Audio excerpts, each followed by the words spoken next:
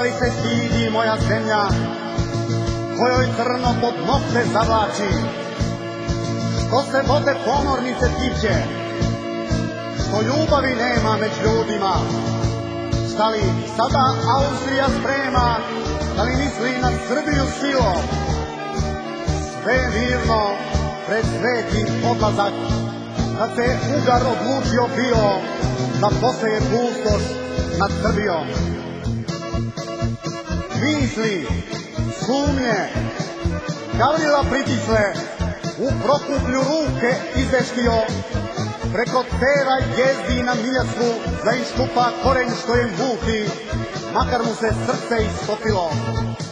Svete niti zakucala bruje, čelno princip Bosnu upisuje, Tić u lovu cara odstrelio, odronio bistrinom sokola. Hvatali ga i zveri i garde, bezbroj mreža čeličnih kovali i zinđirom prsa okitili.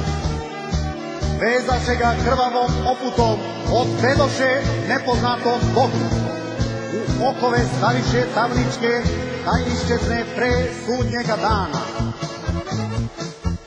Od tog dana i ovoga trena sa svecima Gavrilo se druži.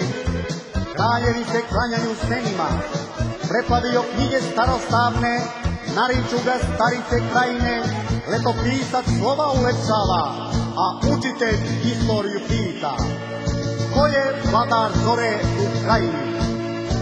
Junak što se druži sa zvezdama, Grahovom u cvetnja domovine, grli decu podobljali parom, štit mu jači od 100 munja, misli mu se umne nebom roje, pa prenosi junaštvo i srce u nasledstvo dedovine svoje.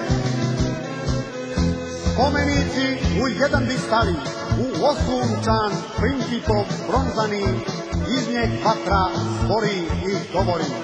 Na uranku Đurđevka krajine, raspevani slavuju džiku, na tromeđi svetlost razavili, sve u slavu srpskom bojovniku.